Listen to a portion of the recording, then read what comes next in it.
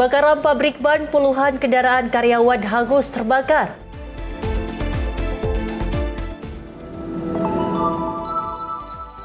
Jembatan Aramco buka akses dan dorong ekonomi warga.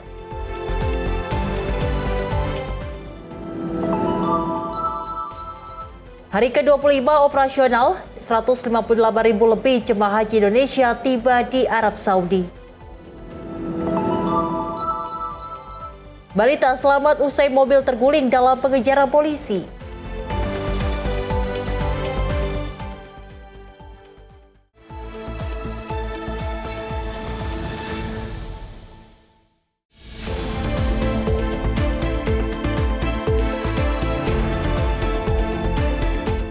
Halo, selamat malam pemirsa. Menyapa Indonesia Malam kembali hadir menemani Anda. Dengan sajian informasi dari tanah air dan mancanegara akan kami hadirkan untuk Anda.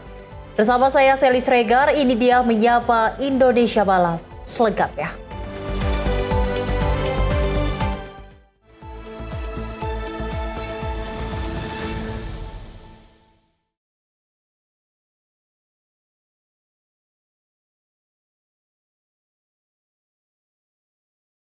Kita awali informasinya pemirsa, di mana kebakaran hebat melanda pabrik ban milik PT Arami Jaya di Kecamatan Grabak, Kabupaten Purworejo pada Kamis 14 Mei 2026.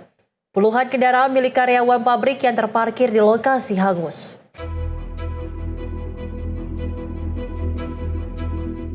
Peristiwa ini terjadi di Desa Harjo Binangun sekitar pukul 8:20 waktu Indonesia Barat. Asap hitam pekat menyelimuti permukiman warga sekitar. Warga dan para pekerja yang baru akan memulai aktivitas terkejut dan panik berhamburan ke jalan untuk menyelamatkan diri. Berdasarkan keterangan saksi mata, kepulan asap tebal muncul secara tiba-tiba dan dalam hitungan menit langsung membesar menyelimuti seluruh area pabrik. Besarnya kobaran api bahkan turut menghanguskan sejumlah sepeda motor milik karyawan yang berada di area parkir. Petugas pemadam kebakaran dari Kabupaten Purworejo datang menjinakkan api. Petugas bersama warga dan karyawan berupaya keras melokalisir kobaran agar tidak merambat ke bangunan di sekitarnya. Bagus Maulana, tim redaksi Sinpo TV, melaporkan.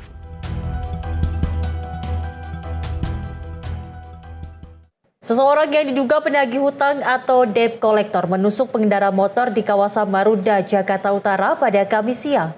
Korban ditusuk pelaku usai kedua pihak terlibat cekcok mulut di tengah jalan raya. Korban yang mengalami luka sobek pada bagian dada telah melaporkan kejadian ke kantor polisi. Iya, gue videoin lu ya, gue videoin. Seorang debt collector menyerang seorang pengendara motor di Jalan Sungai Tiram, Marunda, Cilincing. Peristiwa ini berawal saat korban bersama istrinya terlibat adu mulut dengan pelaku di tengah perjalanan. Korban kemudian meminta pelaku berhenti di tepi jalan untuk memberikan penjelasan terkait masalah mereka. Alih-alih berhenti untuk menjelaskan, pelaku justru mengeluarkan senjata tajam dan menusuk dada korban sebanyak 2 kali. Usai melukai korban, pelaku langsung memacu sepeda motornya ke arah Jalan Sungai Tiram untuk melarikan diri. Serangan tersebut mengakibatkan korban mengalami luka sobek di bagian dada. Korban bersama istrinya segera melaporkan tindakan penganiayaan ini kepada jajaran kepolisian untuk ditindaklanjuti. Saat ini, pihak kepolisian sedang menyelidiki kasus tersebut dan mengejar pelaku penusukan. Tim redaksi Sinpo TV melaporkan.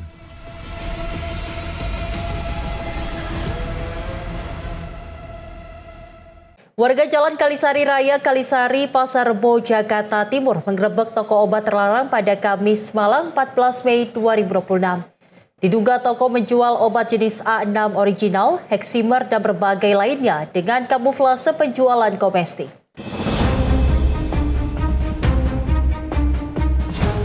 Toko obat terlarang berkedok menjual kosmetik digerebek warga Kelurahan Kalisari, Pasar Rebo, Jakarta Timur, Kamis 14 Mei 2026 malam. Warga menggeledah seisi kios untuk mencari barang bukti obat terlarang, namun awalnya tidak menemukan. Namun saat petugas Polsek Pasar Rebo datang ke lokasi melakukan penyelidikan, warga kemudian menemukan kantong plastik berwarna hitam berisi 2.500 butir obat terlarang berbagai merek dari dalam plafon toko yang bolong. Temuan warga ini langsung diserahkan ke pihak kepolisian untuk ditindaklanjuti. Kapolsek Pasar Rebo saat dikonfirmasi membenarkan kejadian ini. Sejumlah anggota Polsek, Ketua RT beserta pemuda Karang Taruna memang melakukan penggerebekan dan menemukan obat-obatan daftar G di atas plafon. Peredaran obat terlarang ini meresahkan para orang tua. Pasalnya kawasan mereka belakangan banyak didatangi orang tidak dikenal, mulai dari pengamen, anak sekolah dan lainnya untuk membeli obat terlarang. Khawatir dan juga miris ya Pak, karena kan memang ini kebanyakan remaja yang pakai.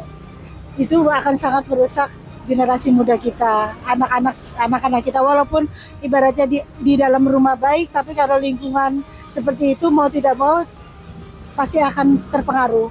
Dan saya berharap peran serta pemerintah, peran serta masyarakat untuk mengawal jangan sampai hal-hal seperti ini ada di lingkungan masing-masing. Itu memang harus kontrol sih Pak. Dan juga saya minta kalaupun misalnya ada dekengan atau apa, tolonglah dibantu untuk benar-benar jangan sampai ada orang yang mungkin berkuasa kayaknya kok gampang sekali, itu kita sama-sama kontrol gitu Pak. Sementara itu petugas Polsek Pasar Rebo kemudian memasang garis polisi di toko. Saat ini petugas masih melakukan proses pemburuan terhadap pemilik maupun penjaga toko. Sedangkan barang bukti yang diamankan kurang lebih 2.500 butir. Dari Jakarta, jurnalis Info TV melaporkan. Seorang pemuda dilaporkan meninggal dunia setelah sepeda motor yang dikendarainya terjatuh dan tercebur ke Sungai Jembatan Karanganyar, Kecamatan Karanganyar, Kabupaten Kebumen. Korban diketahui hilang kendali dan masuk ke aliran sungai di sekitar jembatan. Tim SAR gabungan berhasil mengevakuasi seorang pengendara sepeda motor yang terjatuh dan tercebur ke Sungai Jembatan Karanganyar di Jalan Nasional 3, Kecamatan Karanganyar, Kabupaten Kebumen pada Kamis 14 Mei 2026. Korban diketahui bernama Noval Berlianda Riksen, 22 tahun, warga Gunung Tumpeng, Desa Karangjambut, Kecamatan Serueng, Kabupaten Kebumen, Jawa Tengah. Tak memakan waktu lama, korban berhasil dievakuasi oleh petugas SAR. Korban ditemukan sudah dalam keadaan tak bernyawa. Korban selanjutnya dibawa ke Rumah Sakit PKU Gombong untuk dilakukan pemeriksaan lebih lanjut. Sebelumnya, peristiwa tragis tersebut dilaporkan terjadi sekitar pukul 3:30 waktu Indonesia Barat, di mana seorang pengendara motor mengalami kecelakaan tunggal hingga tercebur ke sungai di sekitar jembatan Karanganyar. Hingga kini, penyebab pasti kecelakaan masih dalam penanganan pihak berwenang. Tim redaksi Info TV melaporkan. Jasad seorang pria lanjut usia yang sudah 2 hari hilang setelah tenggelam dan terseret arus di Sungai Ciulan, Kecamatan Cikalong, Kabupaten Tasikmalaya, Jawa Barat berhasil ditemukan. Korban ditemukan sekitar 6 km dari lokasi awal saat pertama kali terbawa arus.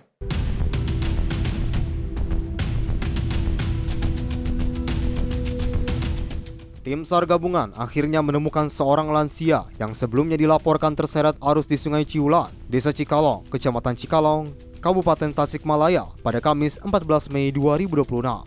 Korban atas nama Pahroni bin Muslim, 69 tahun, ditemukan di muara Sungai Ciulan atau sekitar 6 km dari lokasi kejadian awal dalam kondisi meninggal dunia. Jasad korban berhasil dievakuasi petugas dan dibawa ke Puskesmas Cikalong untuk penanganan lebih lanjut. Diketahui sebelumnya, korban dilaporkan tenggelam dan terbawa arus pada Selasa 12 Mei lalu. Hamid, saksi mata yang saat itu tengah bekerja di kebun dekat bantaran sungai, mendengar teriakan dari arah sungai.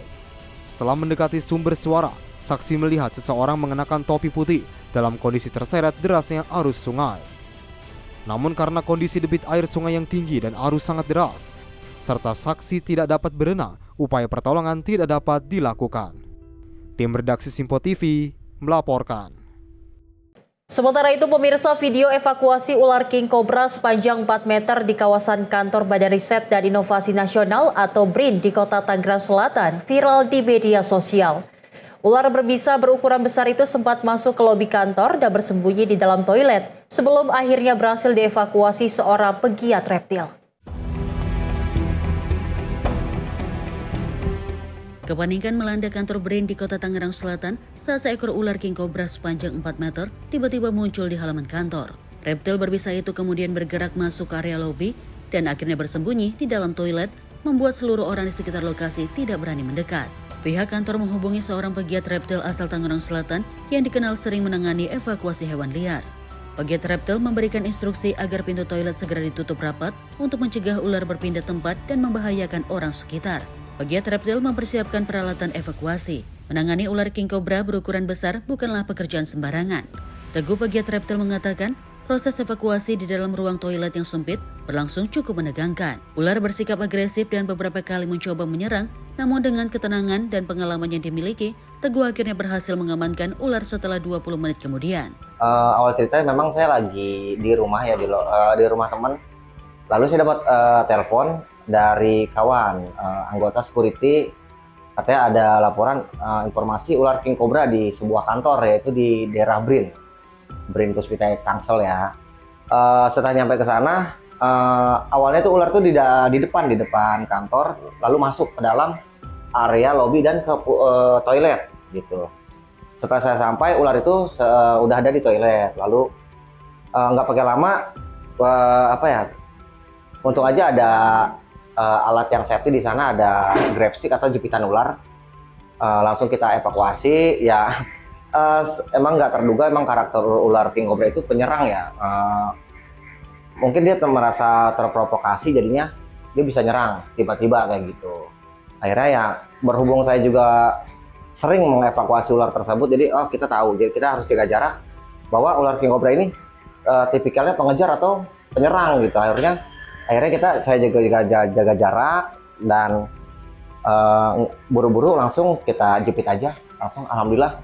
Itu lumayan dibilang lama sih, nggak cuman kira-kira 5 menit lah ular bisa diamankan gitu. Usai dievakuasi, king cobra sepanjang 4 meter itu kini dipelihara di kandang khusus di kediaman Teguh. Ini bukan kali pertama Teguh mengevakuasi ular di kawasan Brin Tangsel. Sebelumnya, dia bersama petugas keamanan setempat juga pernah menangani beberapa kasus serupa di kawasan.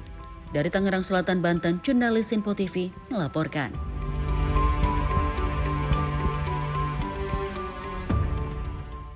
Sebuah mobil minibus menabrak pengendara sepeda motor di Jalan Raya Puncak, Kabupaten Bogor, Jawa Barat pada Jumat pagi.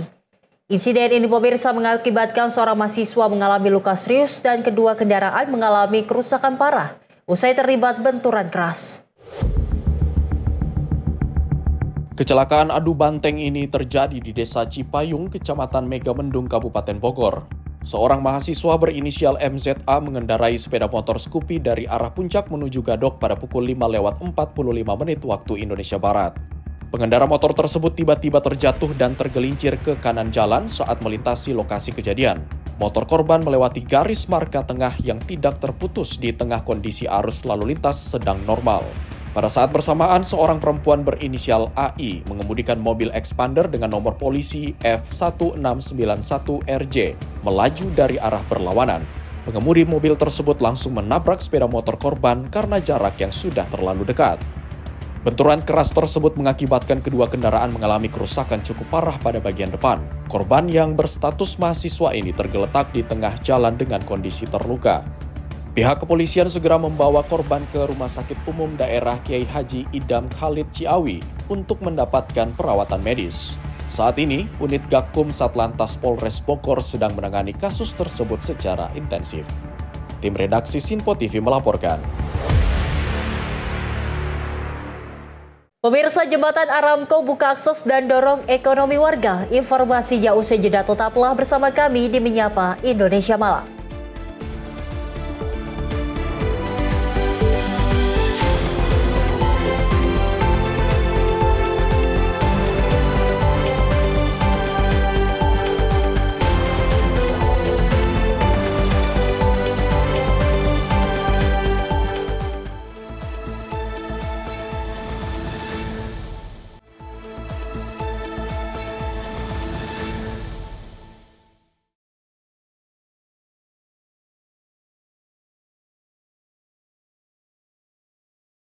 Terima kasih pemirsa, Anda kembali menyaksikan Menyapa Indonesia Malam.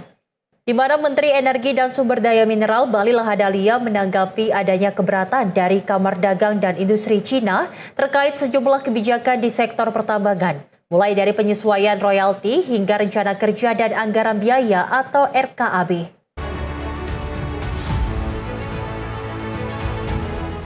Menteri ESDM Republik Indonesia Bahlil Lahadalia menanggapi adanya keberatan dari Kamar Dagang dan Industri Cina terkait sejumlah kebijakan di sektor pertambangan, mulai dari penyesuaian royalti hingga rencana kerja dan anggaran biaya atau RKAB.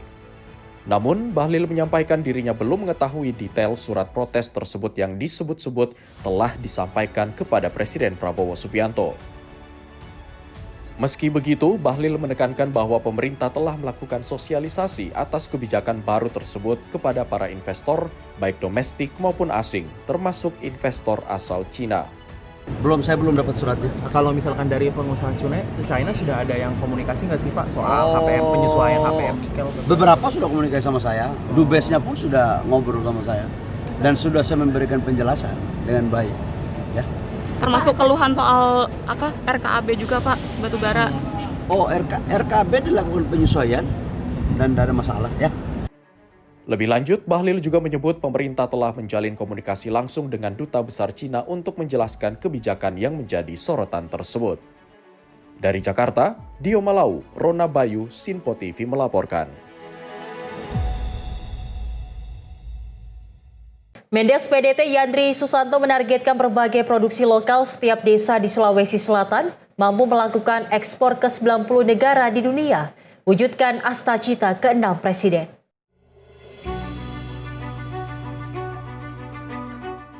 Menteri Desa dan Pembangunan Daerah Tertinggal atau Mendes PDT, Yandri Susanto, menargetkan berbagai produksi lokal setiap desa di Sulawesi Selatan mampu melakukan ekspor ke 59 negara di dunia. Menurutnya hal ini hanya perlu komitmen dan dikawal secara sungguh-sungguh oleh setiap kepala desa agar dilanjutkan pada level pemberdayaan dan pendampingan terhadap masyarakat dan para pelaku ekonomi di tingkat desa. Maka Kopdes ini insya Allah bisa menjadi alat pemerataan ekonomi sesuai dengan asta-cita ke-6 Bapak Presiden Prabowo, yaitu membangun dari desa dan dari bawah untuk pemerataan ekonomi sekaligus pemberantasan kemiskinan. Dan jumlah dana desa yang terima Bapak Ibu berkurang seperti biasanya, tapi akan kembali ke desa. Yang ada di persoalan sekarang, angkanya memang belum ada semua. Betul Bapak Ibu? Nah ini yang sedang kita cari solusi terbaiknya. Itulah pesan Bapak Bung Hatta dulu. Indonesia ini tidak akan bersinar dengan satu obor besar di Jakarta, tapi Indonesia akan bersinar dengan lilin-lilin kecil yang menyala di desa-desa. Bapak Ibu harus semangat, harus tidak boleh menyerah karena Bapak Ibu adalah pemimpin di desa. Kalau Bapak Ibunya loyo, Bapak Ibunya tidak semangat, Bapak Ibunya menyerah, ya yang korban rakyatnya Bapak Ibu. Lebih luas, Mendes Yandri meyakini dengan jangkauan pasar yang lebih besar itu, perputaran ekonomi akan terus meningkat, sehingga dapat meningkatkan kesejahteraan masyarakat desa secara merata. Dan hal ini memungkinkan produsen lokal untuk memperbesar skala produksinya. Di samping itu, yang perlu diperhatikan dalam menembus pasar global tersebut, produk lokal dituntut memenuhi standar internasional. Hal ini secara otomatis mendorong peningkatan kualitas dan standar produk. Ia juga meminta seluruh kepala desa perlu memetakan komoditas unggulan desa baik itu pertanian, perkebunan, perikanan, atau kerajinan agar juga memiliki daya saing dan standar kualitas pasar global. Program ini sejalan dengan asta-cita ke-6 yaitu membangun dari desa dan bertujuan untuk mengubah paradigma desa dari objek pembangunan menjadi subjek atau pemeran utama ekonomi, serta meningkatkan kesejahteraan masyarakat melalui optimalisasi potensi lokal. Tim redaksi Sinpo TV melaporkan.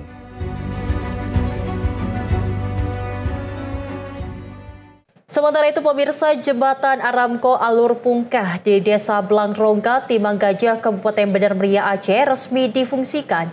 Kehadiran jembatan yang dibangun TNI bersama masyarakat menjadi harapan baru bagi warga untuk mempermudah aktivitas dan mendorong perekonomian desa. Proses pembangunan jembatan Aramco Alur Pungkeh di Desa Blangrongga, Kecamatan Timang Gajah, Kabupaten Bener Meriah Aceh, akhirnya rampung dan resmi difungsikan. Jembatan yang dibangun melalui gotong royong TNI bersama masyarakat ini menjadi harapan baru bagi warga untuk mempermudah akses dan menunjang aktivitas sehari-hari. Sebelum jembatan dibangun, warga mengaku kesulitan melintasi jalur tersebut, terutama saat musim hujan karena kondisi akses yang licin dan membahayakan. Kehadiran jembatan Aramco kini membantu petani membawa hasil kebun, mempermudah anak-anak menuju sekolah, serta mempercepat mobilitas warga saat kondisi darurat. Dalam prosesi peresmian, digelar tradisi pesijuk sebagai wujud rasa syukur atas rampungnya pembangunan jembatan yang selama ini dinantikan masyarakat. Peresmian juga dihadiri anak-anak yatim sebagai bentuk kepedulian dan kebersamaan dalam momen penuh syukur tersebut. Warga menyampaikan terima kasih dan apresiasi kepada Presiden Prabowo Subianto dan TNI Angkatan Darat yang telah membantu pembangunan jembatan Aramco di wilayah mereka. Jihan Nabila, Sinpo TV, melaporkan. Gubernur Jawa Timur Kofifa Indar Parawansa secara resmi melepas peserta program magang kerja luar negeri bagi siswa SMK negeri dan swasta, serta alumni pekerja migran Indonesia wilayah Tulung Agung, Trenggalek, dan Pacitan. Program tersebut menjadi bagian dari upaya Pemprov Jawa Timur dalam memperluas peluang kerja global bagi lulusan pendidikan vokasi.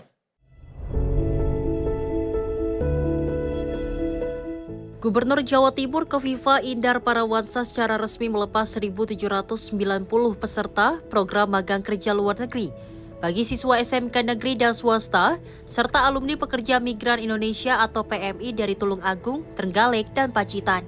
Para peserta akan ditempatkan di 8 negara tujuan utama, yakni Jepang, Arab Saudi, Uni Emirat Arab, Turki, Malaysia, Singapura, Korea Selatan, dan Dubai. Kofifa menyampaikan apresiasi kepada para peserta yang berhasil lolos seleksi dan diterima bekerja di berbagai negara tujuan. Program tersebut menjadi bukti kuatnya konektivitas antara SMK di Jawa Timur dengan kebutuhan tenaga kerja internasional.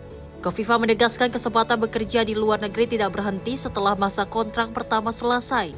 Peserta yang memiliki kompetensi dan mampu beradaptasi dengan baik dapat berpeluang kembali direkrut sebagai PMI profesional.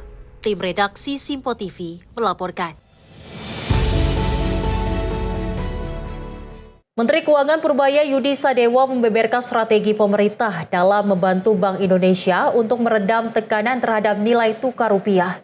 Penguatan stabilitas pasar obligasi atau bond market dinilai menjadi salah satu strategi untuk menstabilkan rupiah.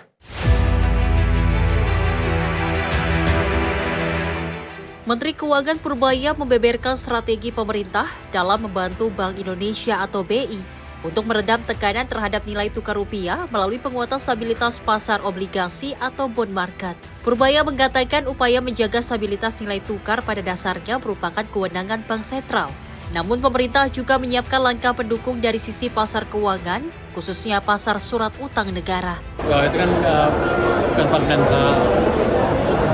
Cuman kita sedang mengambil langkah untuk memperkuat juga dari sisi bond market. Mungkin kita coba lihat apakah kita bisa masuk untuk membantu. Tapi pasti ke depan akan ada perbaikan. Tapi upaya terdekat ini gimana nih Pak? Upaya terdekat ini gimana nih Pak?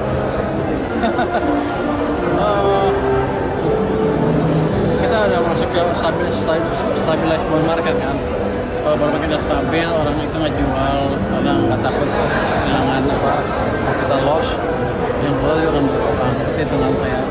Apalagi kalau nanti bondnya menguat dan potensi capital gain. Selain ini mereka juga dapat capital gain. Biasanya mereka suka yang jual itu ada demokrasi. Kita akan jaga stabilitas di bond market kembali di Bank Sentral. Tentunya kami bekerja dengan Bank Sentral juga. Menurut Menteri Keuangan Purbaya, stabilitas pasar obligasi menjadi penting. Karena gejolak di pasar surat utang dapat memicu aksi jual investor asing akibat kekhawatiran terhadap potensi capital loss. Kondisi tersebut pada akhirnya dapat memperbesar arus modal keluar dan menekan rupiah. Lebih lanjut, Purbaya mengaku akan berkomunikasi dengan BI dengan menjaga stabilitas pasar obligasi guna menjaga kestabilan nilai tukar rupiah.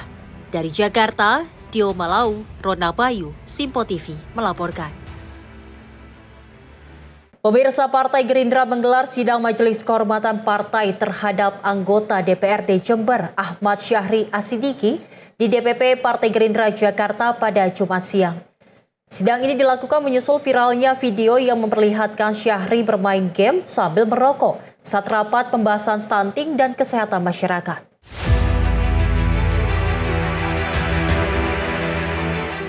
Anggota DPRD Kabupaten Jember, Jawa Timur, Ahmad Syahri Asidiki, menjadi sorotan publik usai video viral yang memperlihatkan dirinya bermain game sambil menghisap rokok saat mengikuti rapat. Atas kejadian itu, Partai Gerindra menggelar sidang Majelis Kehormatan Partai terhadap kader partainya, yang merupakan anggota DPRD di DPP Partai Gerindra Jakarta pada Jumat siang. Dalam hal ini, pimpinan sidang menilai bahwa Syahri Asidiki terbukti melanggar sejumlah ketentuan partai. Oleh karena itu, pimpinan sidang memberikan teguran keras dan peringatan terakhir kepada anggota DPRD Jember Ahmad Syahri Asidiki. Jika nantinya anggota DPRD tersebut kembali melakukan pelanggaran, maka pimpinan sidang Mahkamah Kehormatan Partai Gerindra akan memberikan sanksi berupa pemberhentian sebagai anggota DPRD Kabupaten Jember. Mengadili, menyatakan Saudara Ahmad Syahri Asidiki, Sarjana Ekonomi selaku kader Partai Gerindra, terbukti telah melanggar ADART Partai Gerindra. 2. Memberikan hukuman teguran keras dan terakhir kepada Saudara Ahmad Syahri Asidiki, Sarjana Ekonomi, anggota fraksi Partai Gerindra DPRD Kabupaten Jember. 3. Apabila di kemudian hari Saudara Ahmad Syahri Asidiki, Sarjana Ekonomi kembali melakukan pelanggaran, maka akan langsung dikenakan sanksi pemberhentian sebagai anggota DPRD Kabupaten Jember. Demikian putusan Majelis Kehormatan Partai Gerindra dibacakan hari Jumat 15 Mei 2026. Majelis Kehormatan Partai Gerakan Indonesia Raya, pimpinan sidang Fitrah Auliaur Rahman, anggota Yuniko Sahrir SHMH, Sutra Dewi, anggota Dolfi Rompas SOS SHMH, anggota Juliana Panjaitan, dan Panitera Diwiratri Maharani, Sarjana Hukum.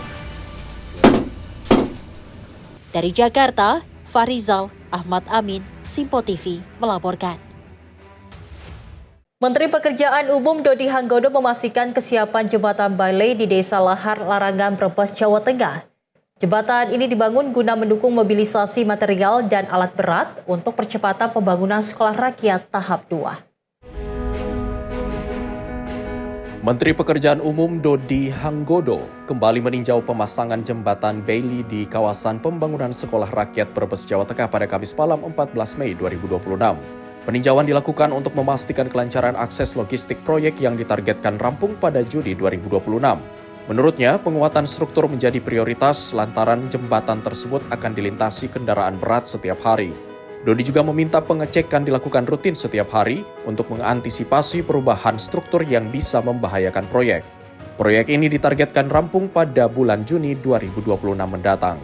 Ini hanya sekedar menindaklanjuti hasil kunjungan terakhir saya kemarin beberapa hari lalu. Saya ngecek kesiapan jembatan Bailey yang dipasang, pada saat itu belum selesai. Sambil saya waktu itu concern ini nih, concern penguatan jembatan yang ini. Dan memang benar, memang ini harus diperkuat karena yang akan lewat kendaraan-kendaraan kelas berat. Mudah-mudahan dalam beberapa hari sudah siap. Tolong tiap hari dicek kalau ada perubahan struktur, ada pergerakan struktur, di stop dulu, perbaiki lagi, baru kemudian digunakan kembali. Nah, mudah-mudahan dengan begini progres SR yang di Brebes yang di Jawa itu bisa kembali kita kejar, tetap Juni bisa selesai. Tim redaksi Simpo TV melaporkan. Informasi lainnya pemirsa, di mana Presiden Prabowo Subianto memastikan bahwa uang pemerintah akan mencukupi untuk terus menjalankan pembangunan di Indonesia.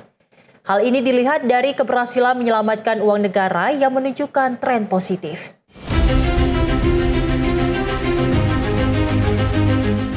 Presiden Prabowo Subianto menyatakan keyakinannya bahwa dunia akan terkejut melihat kebangkitan ekonomi Indonesia seiring dengan keberhasilan pemerintah dalam menyelamatkan kekayaan negara. Prabowo menyatakan langkah pemerintah dalam menyita aset para pelaku kriminal dan koruptor diyakini akan memperkuat fondasi ekonomi nasional. Karena menurutnya, uang pemerintah akan mencukupi untuk terus menjalankan pembangunan di Indonesia. Meski menunjukkan tren positif, Prabowo mengingatkan seluruh jajaran kementerian dan lembaga untuk tetap rendah hati dan tidak cepat berpuas diri. Ia mengingatkan pentingnya filosofi nenek moyang untuk tetap bersahaja di tengah pencapaian besar yang diraih bangsa. Semua pihak sekarang kita benahi diri kita perbaiki diri kita semuanya. Ya. Percaya sebentar lagi uang kita cukup. Ya. Nyatanya hanya dengan alokasi begini-begini kita sudah bisa berbuat banyak. Dan kita akan berbuat lebih dari sini. Tim redaksi Simpo TV melaporkan. Masih dari Presiden Prabowo Subianto, pemirsa, yang menyoroti soal rumitnya sistem perizinan di Indonesia yang berdampak pada berpindahnya peluang investasi. Prabowo pun meminta seluruh kementerian dan lembaga untuk mempermudah sistem perizinan. Presiden Prabowo Subianto meminta proses perizinan investasi di Indonesia dipermudah dan tidak dipersulit agar dapat meningkatkan minat investasi dan mempercepat aktivitas usaha. Prabowo menyoroti lamanya proses perizinan yang kerap dikeluhkan para pengusaha. Menurutnya, banyak pelaku usaha yang ingin bekerja dan berinvestasi, tetapi harus menunggu izin hingga 1-2 tahun. Sementara di negara lain, proses serupa dapat diselesaikan hanya dalam hitungan 2 minggu. Prabowo juga mengkritik banyaknya regulasi yang dinilai justru membuka celah praktik tidak sehat dalam birokrasi. Menurutnya, terdapat kecenderungan sejumlah aturan dibuat untuk menciptakan peluang mencari keuntungan pribadi, termasuk praktik permintaan uang agar proses izin dipercepat. Prabowo meminta agar pemerintah membentuk satuan tugas khusus bersama para pakar guna mempercepat deregulasi dan penyederhanaan aturan investasi. Pejabat dari semua KL cari jalan untuk perbaiki sistem. Kurangi ketidakefisiensi. Permudah perizinan. Jangan persulit. Pengusaha-pengusaha juga mengeluh. Mereka mau bekerja dan mereka mau investasi, tapi kadang-kadang nunggu izin itu 1 tahun, 2 tahun. Sedangkan di negara lain 2 minggu. Kita harus mengacu kepada negara tetangga. Kalau mereka bisa keluarkan izin dalam 2 minggu, kenapa kita 2 tahun? Regulasi, sederhanakan. Kecenderungan regulasi adalah inisiatif dari birokrat untuk, terus terang saja saya sampaikan, untuk cari peluang. Ada yang nanti minta kickback, minta uang supaya izinnya dipercepat keluar. Sudah kita sederhanakan. Ada KL-KL yang bikin lagi peraturan menteri, peraturan teknis, peraturan ini. Tim redaksi Sinpo TV melaporkan. Kita beralih ke informasi lainnya pemirsa, di mana Planetarium Taman Ismail Marzuki menjadi lokasi favorit bagi keluarga untuk menghabiskan waktu libur panjang. Setelah sempat tutup selama 13 tahun, planetarium kini kembali dibuka untuk wahana edukasi antariksa anak hingga nostalgia bagi para orang tua. Planetarium di Taman Ismail Marzuki atau TIM menyuguhkan wahana antariksa 2 dimensi yang ditayangkan melalui 12 proyektor di langit-langit gedung planetarium. Dengan harga tiket Rp10.000 saja, Anda dapat membelinya melalui online maupun secara langsung saat datang ke planetarium. Tiket yang disediakan oleh pihak pengelola pun terbatas, yakni hanya 800 kuota tiket saja per hari, dengan 4 waktu pertunjukan dalam sehari. Pengunjung dapat menikmati beberapa tayangan terkait pengetahuan luar angkasa seperti planet, bintang, dan roket, dengan beberapa sesi jadwal penayangan mulai dari jam 10 pagi hingga jam 7 malam. Sama adik sepupu, sama tante, sama om. Dulu sebenarnya sering ke planetarium tapi sebelum direnovasi. Karena sekarang setelah direnovasi katanya lebih bagus, jadi penasaran nih gimana sih dalamnya gitu loh. Harga tiketnya menurut aku murah sih. Tadi di online itu ya cukup terjangkau, cuma 10.000-an. Sama anak. Anak sih yang lebih excited ya, mau ngenalin dunia luar angkasa aja ke anak. Iya, on the spot aja aku. Karena online agak susah sih. Sama anak, ya sama kakak aja. Anak aja ya, karena kan kebetulan lagi buka juga ya ini dari sekian vakumnya beberapa tahun yang lalu ya. Jadi awal banget buka, jadi aku mau ngasih tahu untuk anak aku yang kebetulan masih masa pertumbuhan juga gitu ya. Mau nonton apa? Planet. Mengenal nama-nama planet. Selain penayangan edukasi terkait tata surya di dalam planetarium, juga terdapat asisten AI interaktif Gubernur dan Wakil Gubernur DKI Jakarta yang dapat menjawab pertanyaan dari para pengunjung terkait pengetahuan antariksa. Dari Jakarta, Anggita Haryono, Mutia Anggiani, Sinpo TV melaporkan. Pemirsa, pelayanan humanis terhadap jemaah penyandang disabilitas akan kami hadirkan usai jeda. Tetaplah bersama kami di Menyapa Indonesia Malam.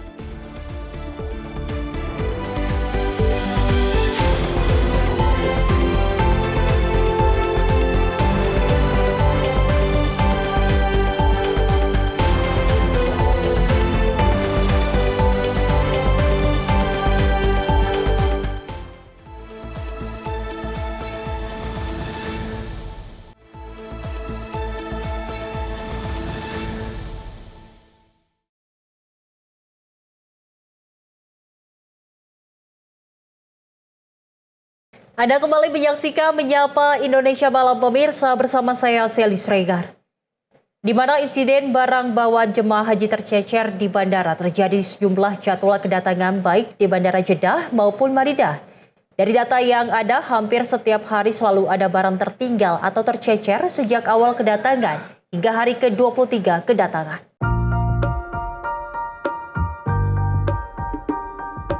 Fenomena yang kerap terjadi saat penyambutan kedatangan jemaah haji adalah barang milik jemaah yang tertinggal atau tercecer di bandara.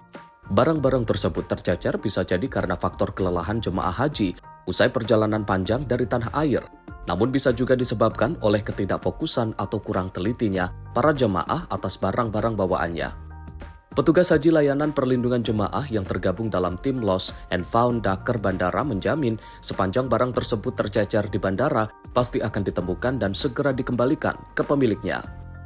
Biasanya sejumlah barang tercecer atau tertinggal di dalam pesawat, di bandara, saat pemeriksaan X-ray atau saat di toilet. Mengembalikan beberapa item barang yang tercecer di bandara. Baik untuk dalam 1 minggu ini, untuk barang yang tercecer yang besar itu kami dapatkan dari maskapai koper besar. Kemudian ada juga kami dapatkan kursi roda. Selanjutnya beberapa kartu tanda pengenal jamaah dan 2 buah kartu nusuk, jam tangan, dan beberapa kacamata. Ini rata-rata yang item-item kecil ini tertinggal di plaza, baik itu di kamar mandi, pada saat mereka ke toilet.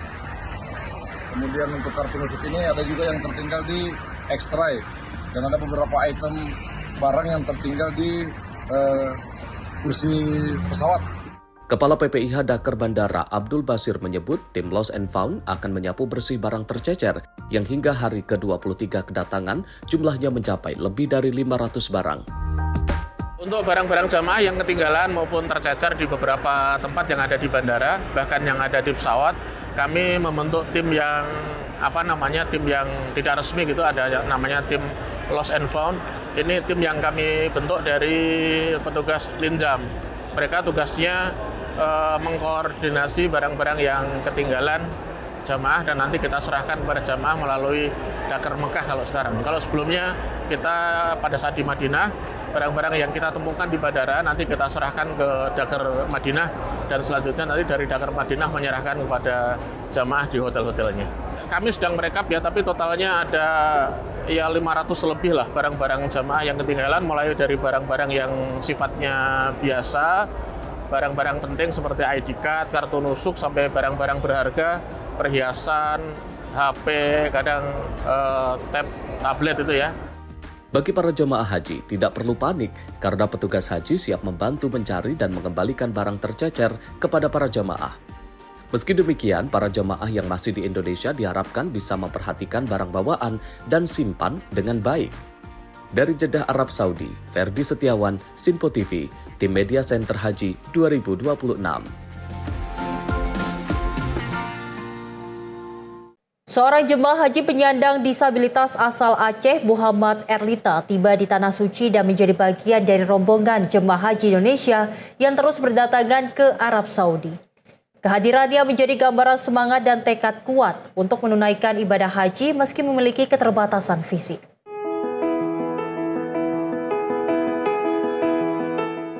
Duduk di kursi roda dengan pendampingan humanis dari petugas haji, Muhammad Erlita, jemaah haji penyandang disabilitas dari kloter BTJ 09 Aceh, mengaku senang akhirnya bisa mendarat dengan selamat di Bandara Internasional King Abdul Aziz Jeddah pada Kamis malam pukul 21:45 waktu Arab Saudi.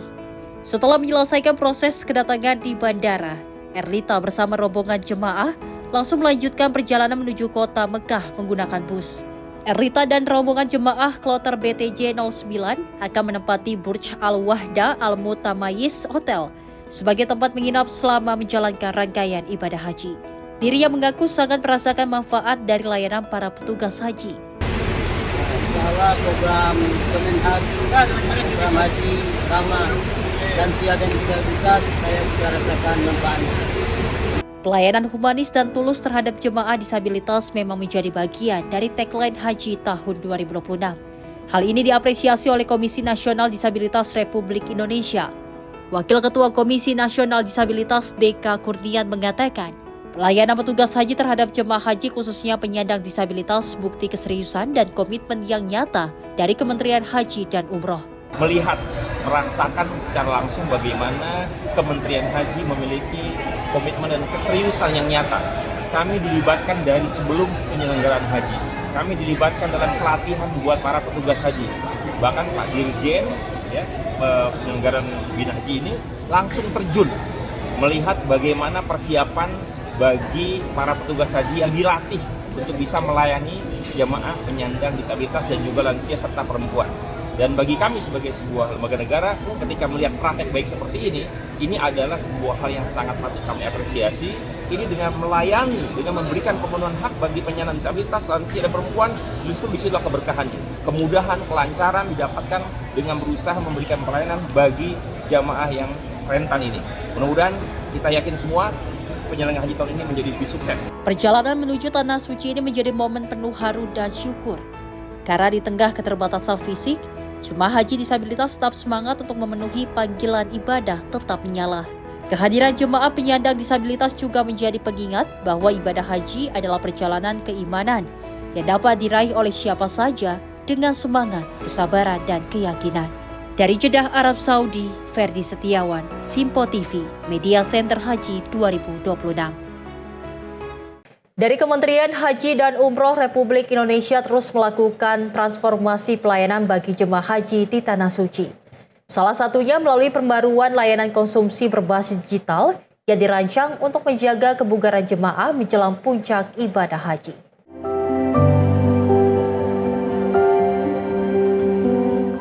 Petugas penyelenggara ibadah haji atau PPIH Arab Saudi kini menerapkan sistem digital dalam pengelolaan layanan konsumsi jemaah haji tahun 1447 Hijriah atau 2026 Masehi. Sistem tersebut mencatat distribusi makanan, memantau jumlah porsi, hingga melakukan verifikasi layanan secara real-time. Kepala Bidang Konsumsi PPIH Arab Saudi Indri Hapsari menyebutkan, digitalisasi mempermudah koordinasi dan penanganan kendala logistik secara cepat dan tepat. Hingga saat ini lebih dari 1.193.000 box makanan telah berhasil didistribusikan kepada jemaah tanpa kendala berarti. Layanan konsumsi ini melibatkan 51 dapur penyedia yang menyalurkan makanan ke 177 hotel yang ditempati 527 kloter jemaah di Mekah.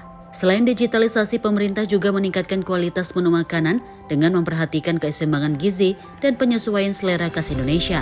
Variasi lauk pauk ditambahkan agar jemaah tidak mudah bosan dan tetap memiliki selera makan selama menjalankan ibadah. Jemaah juga mendapatkan tambahan nutrisi berupa susu, buah segar, dan air mineral untuk menjaga kondisi fisik.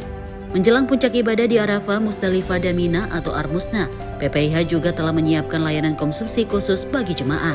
Saat wukuf di Arafah, jemaah akan mendapatkan maksimal 5 kali makan, serta paket bekal tambahan menjelang pergerakan menuju Musdalifah. Sementara selama berada di Mina, jemaah akan mendapatkan suplai makanan hingga 10 kali untuk menjaga stamina selama menjalani rangkaian ibadah. Tim redaksi Simpo TV melaporkan. Sementara itu, pemirsa, kelancaran komunikasi antar sesama petugas haji lintas layanan dan fungsi menjadi salah satu kunci suksesnya penyelenggaraan haji tahun 2026. Di antaranya adalah alat komunikasi Bravo yang memiliki peran sangat vital dalam membantu pergerakan jemaah haji Indonesia di tengah hiruk-pikuknya Bandara Internasional King Abdul Aziz Jeddah.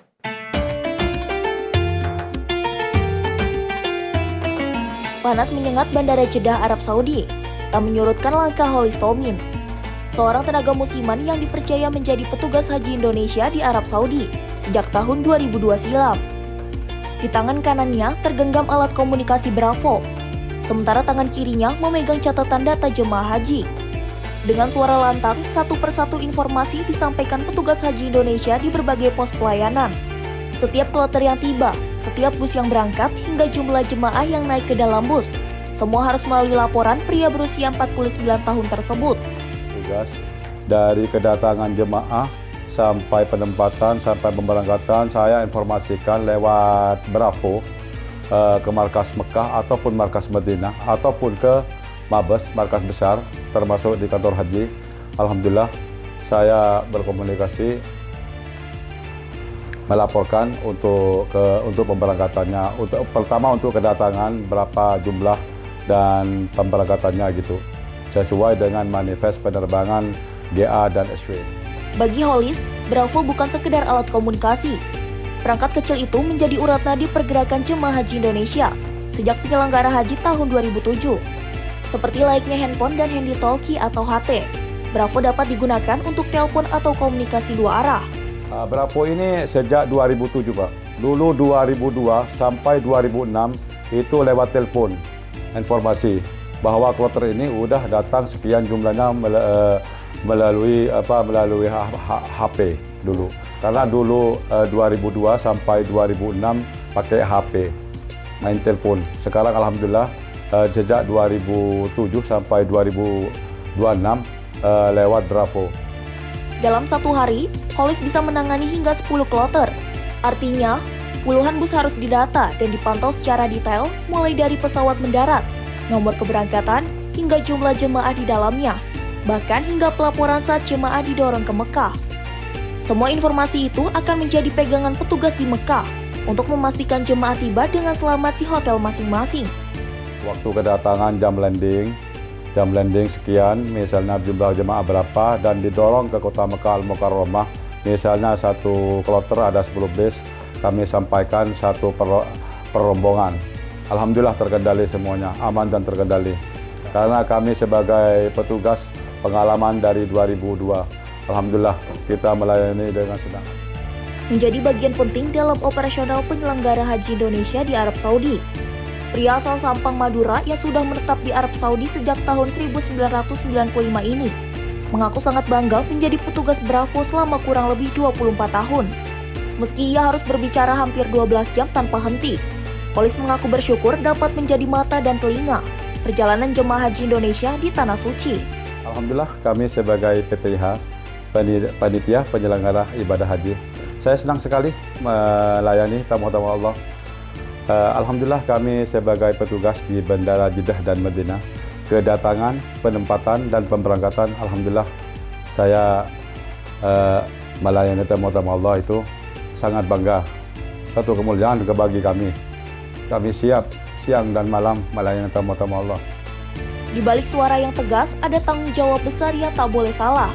Karena kesalahan kecil saja bisa berdampak pada ribuan jemaah haji yang baru tiba di Tanah Suci. Melalui Bravo, diharapkan penanganan masalah terkait dengan pelayanan terhadap jemaah haji diharapkan lebih cepat teratasi. Alhamdulillah masalah Bravo itu luar biasa, komunikasi daripada WA. Karena komunikasi lewat Bravo itu langsung jemaah belum nyampe, informasi udah nyampe ke sektor yang tertentu, termasuk ke markas besar di kota Mekah ataupun di Mabes, markas besar. Biar untuk komunikasi untuk misalnya Surabaya 74, misalnya landing jam sekian dan didorong ke kota Mekah Al-Mukarramah. Sebelum jamaah masuk ke kota Mekah, informasi udah nyampe. Alhamdulillah, terima kasih komunikasinya lewat Bravo.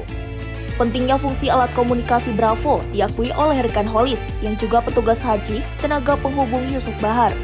Menurutnya, komunikasi yang tersiarkan secara langsung melalui Bravo dapat didengar semua wilayah kerja panitia penyelenggara haji Arab Saudi. Markas besar ada di markas Madinah, ada juga di markas Mekah, ada di kantor urusan haji, ada juga di KJRI, ada juga di kantor Dubes. Nah, mereka semua juga memantau laporan-laporan yang terjadi live di lapangan. Saya rasa dengan adanya penerangan Bravo ini semua pihak di sini sangat terbantu. Suara Holis selalu menjadi penuntun perjalanan jemaah haji Indonesia, sejak turun dari pesawat hingga menuju pemondokan atau hotel. Dari balik Bravo, Holis menjadi penjaga alur perjalanan suci para tamu Allah. Bekerja dalam senyap, namun menjadi bagian penting dari kelancaran ibadah haji Indonesia. Di tengah besarnya operasional penyelenggara haji Indonesia, sosok-sosok seperti Holis Toming menjadi bukti bahwa pelayanan jemaah tak hanya dilakukan di garis depan, tetapi juga dari balik suara yang tak pernah berhenti memandu perjalanan para tamu Allah. Dari Jeddah, Arab Saudi, Ferdi Setiawan, Sinpo TV, Tim Media Center Haji 2026.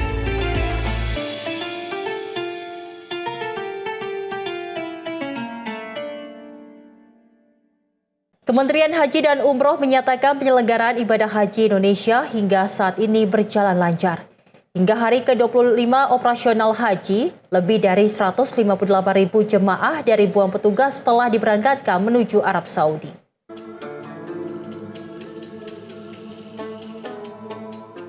Kementerian Haji dan Umroh mencatat hingga hari ke-25 operasional haji ada sebanyak 411 kelompok terbang atau kloter dengan total 158.978 jemaah dan 1.641 petugas telah diberangkatkan menuju Arab Saudi.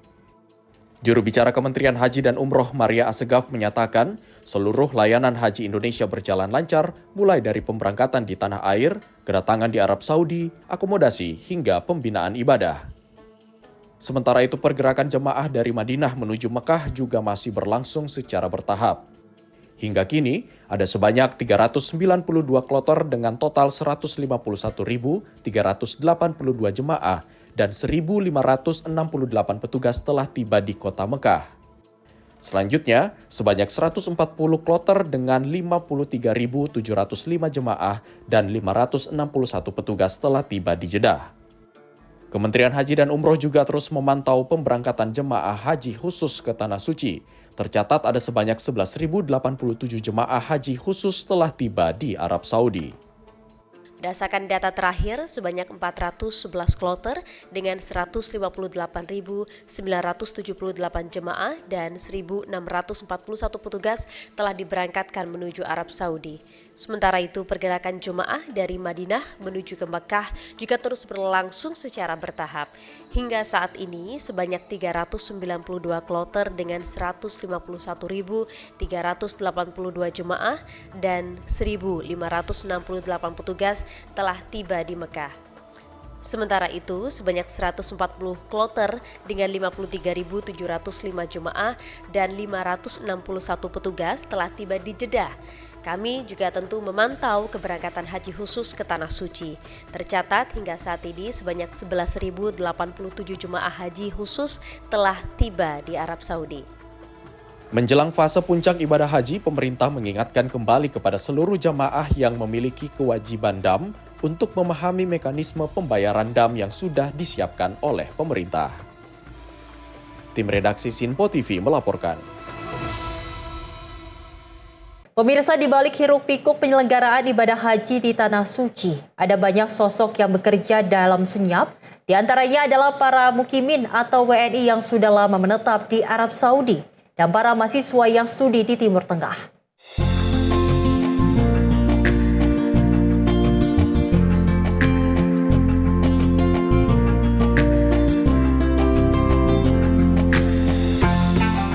Menjadi petugas haji adalah impian setiap orang, bukan karena materi, bukan juga karena ingin dipuji.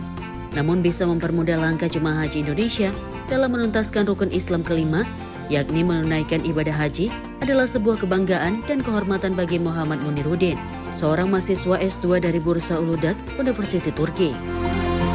Motivasi dari dulu, semenjak pertama kali kuliah di Turki dengan harapan bisa ingin menjadi bagian dari para petugas, karena bagi kami khususnya kalangan muda ya, mahasiswa, kami yang masih punya jiwa tenaga yang semangat yang tinggi, tentu menjadi pelayan tamu Allah adalah sebuah impian yang sangat digandrungi oleh teman-teman muda gitu ya. Tergabung dalam kelompok tenaga pendukung yang diseleksi bersamaan dengan para WNI yang telah menetap lama di Arab Saudi atau mukimin. Muniruddin mengaku selama melayani para jemaah haji, ia menganggap mereka sudah seperti layaknya merawat orang tua sendiri. Sebelum memposisikan diri sebagai tamu Allah, tentunya saya ingin benar-benar terjun langsung di lapangan, bisa melayani para tamu Allah dari lintas usia, khususnya yang lansia. Karena saya ketika melayani para tamu-tamu Allah yang lansia ini berasa seperti termotivasi menganggap mereka sebagai orang tua kami sendiri. Pemuda yang berasal dari sebuah desa sederhana di Kabupaten Cirebon tumbuh di lingkungan pesantren yang kuat dengan nilai pengabdian. Sejak kecil ia terbiasa hidup disiplin, belajar agama, dan mengabdi untuk orang lain. Perjalanan hidupnya membawa Muniruddin menuntut ilmu hingga ke Turki. Selama menjadi pelayan tamu Allah, pemuda yang aktif dalam berbagai organisasi Islam dan pelayanan masyarakat ini tak pernah merasa letih. Dan dengan sabar melayani para jemaah haji Indonesia yang memang berasal dari multi etnis, multi budaya, dan beragam usia. Munir menjalankan tugas dan kewajibannya dengan telaten dan sabar. Tugas fungsi utama itu terkadang kita tidak jadi pedoman. Jadi dinamika yang di lapangan, apa yang dibutuhkan, dan keluhan ataupun bantuan permintaan dari para jamaah, kita semua ladeni dan siap dengan segala kondisi, termasuk berbagai macam layanan yang kami pun sebelumnya tidak pernah terpikirkan di lapangan terjadi. Banyaknya lansia yang menjadi jemaah haji tahun ini memang menjadi tantangan tersendiri bagi para petugas haji. Bagi Munir, jemaah haji lansia memang sangat butuh pendampingan dan pelayanan termasuk dalam penggunaan kain ihram, serta memastikan jemaah lansia khusus agar syarat-syarat dan rukun ibadah mereka tetap terjaga. Saya melihat sosok jamaah haji yang sudah lansia, yang sudah sepuh, melihat kain ihramnya itu tidak rapih dan rawan copot. Dan seketika itu pula saya tergerak seketika itu pula hati saya tergerak untuk merapihkan baju ihramnya dan mengikat dengan kain sabuk ihram gitu, supaya memastikan bahwa beliau ini terjaga kain ihramnya dan terjaga sah ibadahnya. Karena orang-orang yang lansia ini rentan sekali, belum bisa melihat ke dirinya itu, kadang memang perlu dibantu banget gitu. Banyak pelajaran bermakna yang ia dapatkan selama bertemu dan melayani para tamu Allah, serta bekerja sama dengan para petugas haji lainnya. Mulai dari membantu jemaah yang kebingungan, memberikan informasi, hingga menenangkan jemaah lanjut usia yang kelelahan. Bagi Muniruddin, senyum dan ucapan terima kasih dari jemaah dan kekompakan para petugas haji menjadi energi terbesar dalam menjalankan tugasnya. Inisiatif dari dalam hati kita itu memang kita memastikan lansia ini terbantu, terlayani, dan terjamin ibadahnya dengan tenang dan sah. Dari jamaah Indonesia yang sejauh ini kami terima, sebetulnya Masya Allah luar biasa, karena energinya itu saya sebagai orang yang menjemput pertama kali kedatangan di bandara, auranya memang penuh harap dan penuh doa. Tidak terhitung dari jamaah yang muda, yang dewasa, baik yang lansia, mereka semangatnya satu, hanya untuk beribadah yang haji yang mabrur. Dan itu rasanya kami tangkap kepada para jamaah, dan alhamdulillah termasuk semua dari unsur petugas pun saling suportif, mulai dari petugas yang dari Indonesia maupun petugas haji yang di Arab Saudi. Jadi antar sesama pengurus, ketua rombongan, dan ketua kloter memang kami saling membantu. Di tengah lautan manusia yang datang menunaikan rukun Islam kelima, sosok-sosok seperti Muhammad Muniruddin hadir menjadi bagian dari pelayanan tanpa pamrih. Mereka mungkin tak selalu terlihat, namun dari tangan mereka lah perjalanan suci ribuan jemaah Indonesia menjadi lebih mudah dan bermartabat. Muhammad Muniruddin adalah salah satu dari 423 tenaga pendukung atau tepung yang dikumpulkan oleh panitia penyelenggara ibadah Haji Arab Saudi di Tanah Suci ini. Tepung tersendiri terdiri dari para mahasiswa di Timur Tengah dan juga para warga negara Indonesia yang sudah bermukim lama di Arab Saudi. Terbukti keberadaan mereka sangat mendukung proses penanganan ibadah haji, proses penanganan saat jemaah haji tiba di bandara hingga sampai ke hotel dan pelaksanaan ibadah haji nantinya. Kita semua berharap agar peran-peran dari para penolong tersebut termasuk tenaga pendukung memberikan manfaat yang sangat luar biasa untuk terselenggaranya atau kesuksesan ibadah haji tahun ini. Dari Jeddah, Arab Saudi, Ferdi Setiawan, Sinpo TV. Pemirsa, Rubio dan Elon Musk curi perhatian di KTT si Trump. Informasinya akan kami sampaikan usai jeda. Tetaplah bersama kami di Menyapa Indonesia Barat.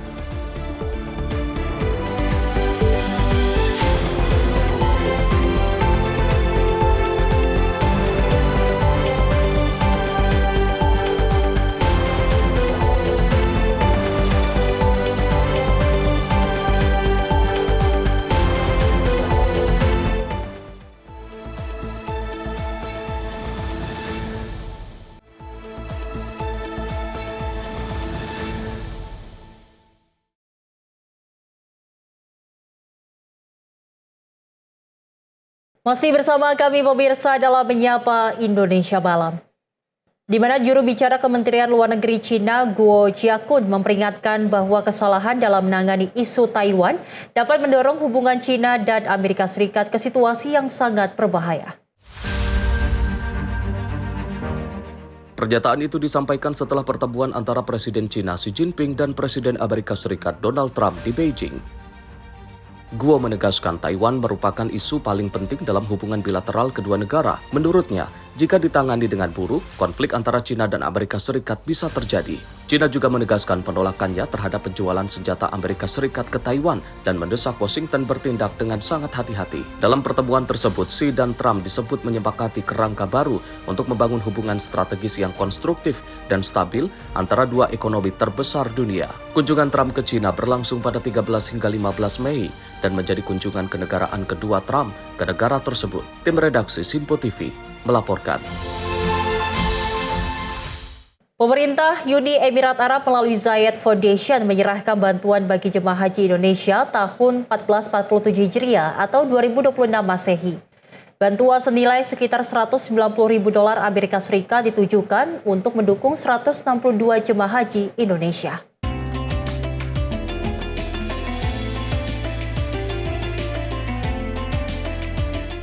Seremoni penyerahan bantuan digelar di Gedung Kementerian Haji dan Umroh Republik Indonesia di Jalan MH Tamrin, Jakarta pada Selasa waktu setempat. Bantuan dari Zayed Foundation senilai sekitar $190.000 Amerika Serikat atau setara 3,3 miliar rupiah diserahkan secara simbolis kepada pemerintah Indonesia. Acara tersebut dihadiri Duta Besar Uni Emirat Arab untuk Indonesia, Abdullah Salem Obaid Al-Daheri, beserta sejumlah pejabat kedutaan UEA. Menteri Haji dan Umroh Republik Indonesia Muhammad Irfan Yusuf menyampaikan apresiasi dan terima kasih atas dukungan pemerintah Uni Emirat Arab untuk jemaah haji Indonesia. Menurut dia, bantuan tersebut bukan hanya dukungan finansial semata, namun juga mencerminkan eratnya hubungan persaudaraan Islam antara Indonesia dan Uni Emirat Arab. Bantuan ini ditunjukkan untuk membantu keberangkatan dan kelancaran ibadah 122 jemaah haji Indonesia terpilih. Duta Besar UEA menyatakan pihaknya berharap bantuan tersebut dapat memberikan manfaat langsung bagi para jemaah serta memperkuat hubungan bilateral kedua negara. Pemerintah UEA juga berharap kerjasama dengan Kementerian Haji dan Umroh Indonesia dapat terus berlangsung di berbagai bidang strategis. Pada musim haji tahun ini, Indonesia dijadwalkan memberangkatkan sebanyak 221.000 jemaah haji ke Tanah Suci. Kedua negara menegaskan komitmen untuk terus memperkuat kerjasama dalam meningkatkan pelayanan bagi jemaah haji Indonesia. Tim redaksi Sinpo TV melaporkan.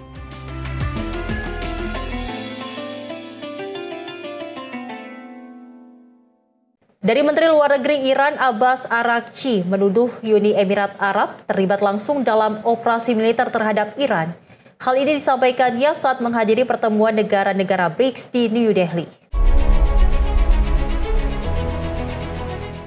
Pernyataan keras disampaikan Menteri Luar Negeri Iran Abbas Araghchi dalam pertemuan Menteri Luar Negeri BRICS di New Delhi. Araghchi menuduh Uni Emirat Arab atau UAE terlibat secara langsung dalam operasi militer dan agresi terhadap Iran di tengah konflik yang terus memanas di kawasan Timur Tengah. Menurut laporan media Iran, pernyataan itu muncul sebagai respon atas komentar perwakilan UAE dalam forum tersebut.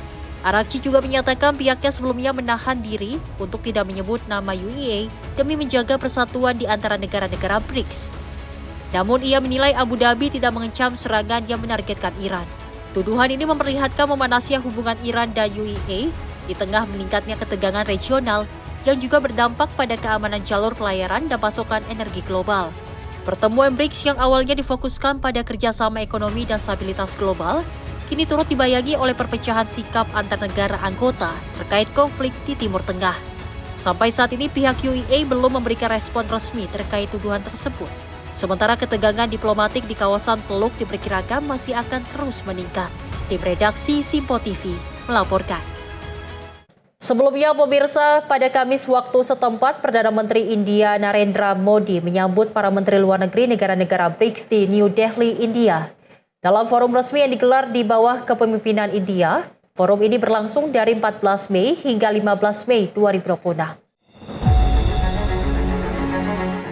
Pertemuan Menteri Luar Negeri BRICS ini dipimpin oleh Menteri Luar Negeri India S. Jaishankar dan dihadiri oleh para pejabat tinggi dari negara-negara anggota blok tersebut. Sejumlah tokoh yang hadir antara lain Menteri Luar Negeri Iran Abbas Araghchi, Menteri Luar Negeri Rusia Sergei Lavrov, dan Menteri Luar Negeri Brasil Mauro Vieira bersama perwakilan dari negara anggota dan mitra BRICS lainnya.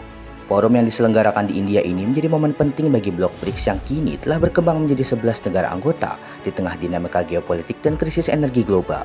Kehadiran Menteri Luar Negeri Iran menjadi sorotan utama di tengah memanasnya situasi keamanan di kawasan Teluk, termasuk perhatian internasional terhadap Selat Hormuz. Meski mengusung agenda kerjasama ekonomi, inovasi, dan ketahanan global, pembahasan dalam forum ini tetap didominasi oleh isu-isu keamanan dan dampak konflik internasional. BRICS juga dijadwalkan melanjutkan persiapan menuju KTT tingkat pemimpin negara yang akan digelar pada September mendatang. Tim Liputan Simpo TV melaporkan.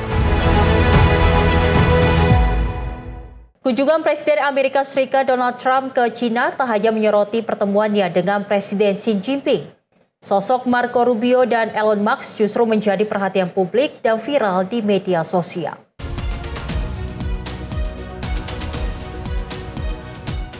Rekaman video menunjukkan Presiden China Xi Jinping menyambut Menteri Luar Negeri Amerika Serikat Marco Rubio dalam rangkaian KTT di Beijing. Dalam video tersebut, Elon Musk juga terlihat berdiri di antara para pimpinan perusahaan teknologi yang turut hadir dalam kunjungan bersejarah itu. Kehadiran Marco Rubio menjadi sorotan karena sebelumnya ia dikabarkan menghadapi kendala akibat sanksi yang diberlakukan China terhadap dirinya. Sejumlah media menyebut pihak diplomatik China diduga menggunakan celah administratif terkait penulisan nama Rubio agar kunjungan tersebut dapat terlaksana. Rubio juga terlihat mendampingi Donald Trump dalam pertemuan bilateral dan jamuan kenegaraan bersama para pejabat China. Sementara itu, Elon Musk menjadi perhatian publik saat hadir dalam pertemuan dengan Perdana Menteri China Li Qiang. CEO Tesla tersebut terlihat memberikan beragam ekspresi wajah yang kemudian viral di berbagai platform media sosial. Kehadiran Elon Musk dalam kunjungan ini juga dinilai menunjukkan hubungannya dengan Donald Trump kembali membaik setelah sempat dikabarkan merenggang tahun lalu. Tim redaksi Simpo TV melaporkan. Sementara itu, pemirsa, ribuan penambang turun ke jalan di kota La Paz, Bolivia. Aksi protes yang menuntut pengunduran diri Presiden Rodrigo Paz berujung bentrokan dengan aparat kepolisian. Rekaman video menunjukkan ribuan pengunjuk rasa berbaris di pusat kota La Paz pada Kamis waktu setempat. Aksi yang dimotori oleh Federasi Koperasi Pertambangan atau Fendecombin itu berujung ricuh saat massa terlibat bentrokan dengan polisi. Para demonstran terlihat melemparkan batu dan bahan peledak ke arah petugas. Sementara aparat keamanan merespon dengan menembakkan gas air mata untuk membubarkan kerumunan. Dalam aksi tersebut, para penambang menyuarakan kemarahan mereka terhadap kondisi ekonomi Bolivia yang dinilai semakin memburuk. Salah satu pengunjuk rasa menyebut pemerintah Presiden Rodrigo Paz gagal memperbaiki kondisi negara meski telah berkuasa selama 6 bulan. Demonstran juga menuduh pemerintah mengabaikan berbagai permintaan dialog dari sektor pertambangan. Mereka menuntut ketersediaan bahan bakar, perluasan wilayah tambang, pasokan bahan peledak, serta akses terhadap dolar Amerika Serikat. Aksi ini terjadi di tengah gelombang protes yang melibatkan berbagai kelompok masyarakat di Bolivia dalam beberapa pekan terakhir. Pemerintah Bolivia menegaskan Presiden Rodrigo Paz tidak akan mundur, meski desakan terus menguat. Pemerintah juga menuduh ada upaya destabilisasi dan memerintahkan aparat untuk membuka blokade jalan yang dilakukan para pengunjuk rasa. Tim redaksi Simpo TV melaporkan. Kondisi kemanusiaan di Gaza terus memburuk. Ribuan warga yang mengungsi terpaksa mengantri berjam-jam di dapur umum demi mendapatkan satu-satunya makanan harian. Rekaman video dari wilayah Ansar Kota Gaza bagian barat menunjukkan pria, wanita, dan anak-anak berdesakan sambil membawa wadah kosong untuk mendapatkan bantuan makanan di tengah melonjaknya harga kebutuhan pokok dan krisis pasokan. Salah satu pengungsi, Muhammad Samali, mengatakan warga sangat bergantung pada dapur umum karena harga sayur dan bahan makanan sudah di luar jangkauan masyarakat. Warga juga mengeluhkan bantuan yang dinilai masih sangat terbatas. Kelangkaan air bersih memaksa masyarakat mengantri panjang setiap kali truk air datang ke lokasi pengungsian. PBB melalui OCHA menyebut penutupan sejumlah jalur masuk bantuan, termasuk perbatasan Rafah, telah memperburuk distribusi bantuan kemanusiaan. Krisis bahan bakar kini mengganggu operasional rumah sakit, toko roti, hingga pabrik desalinasi air. Di tengah situasi tersebut, otoritas kesehatan memperingatkan ancaman malnutrisi berat pada anak-anak. Lebih dari 71.000 anak di bawah usia 5 tahun dilaporkan beresiko mengalami gizi buruk akibat terbatasnya akses pangan dan layanan kesehatan. Konflik di Gaza dimulai pada 7 Oktober 2023 menyusul serangan yang dipimpin Hamas ke wilayah Israel. Sejak saat itu, operasi militer yang berlangsung telah menyebabkan puluhan ribu korban jiwa di pihak Palestina. Sementara itu, upaya diplomatik untuk mengakhiri konflik masih terus berlangsung. Utusan khusus Amerika Serikat untuk Timur Tengah, Steve Witkoff, umumkan rencana tahap kedua untuk mendorong gencatan senjata permanen dan rekonstruksi Gaza. Tim redaksi Simpo TV melaporkan.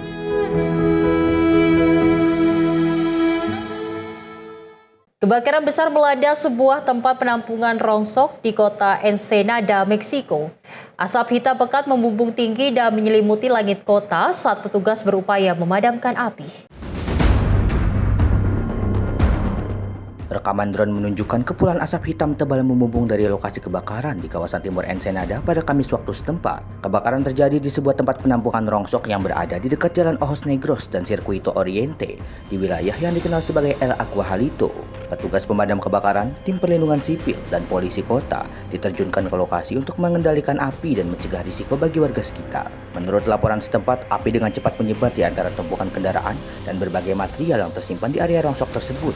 Otoritas setempat juga mengimbau warga untuk menjauhi lokasi agar petugas darurat dapat leluasa menjangkau area kebakaran. Hingga saat ini tidak ada laporan mengenai korban jiwa maupun luka-luka dalam insiden tersebut. Sementara penyebab kebakaran masih dalam penyelidikan pihak berwenang. Tim redaksi Simpo TV melaporkan. Informasi lainnya pemirsa, di mana seorang balita berusia 3 tahun selamat setelah mobil yang ditumpanginya terguling saat kejaran dengan polisi di Arkansas, Amerika Serikat.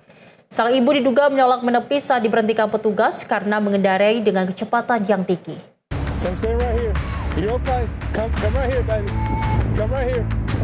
Kejadian ini terjadi di Mississippi County, Arkansas. Menurut Kepolisian Negara Bagian Arkansas, petugas berusaha menghentikan sebuah sedan Dodge Charger yang melaju kencang di kawasan Joyner. Namun pengemudi yang diketahui bernama Talia Jones malah menolak menepi dan memicu aksi kejar-kejaran dengan petugas. Untuk menghentikan kendaraan, polisi akhirnya melakukan manuver pit yang membuat mobil kehilangan kendali dan terguling hingga terbalik. Rekaman bodycam petugas memperlihatkan seorang balita menangis saat dievakuasi keluar dari mobil oleh ibunya. Petugas terdengar menenangkan anak tersebut dan memastikan kondisinya aman. Setelah pemeriksaan medis, balita dan ibunya dinyatakan selamat tanpa luka serius. Anak tersebut kemudian diserahkan kepada kerabatnya. Sementara sang ibu yang berusia 23 tahun kini menghadapi sejumlah dakwaan termasuk berhenti sembarangan dan mengemudi secara ugal-ugalan, membahayakan anak serta mengemudi dengan SIM yang ditangguhkan. Tim redaksi Sinpo TV melaporkan. Pemirsa, informasi tadi menutup perjumpaan kita hari ini. Saya Azhar Putra, mewakili seluruh rekan kerja yang bertugas mengucapkan terima kasih, selamat malam dan sampai jumpa.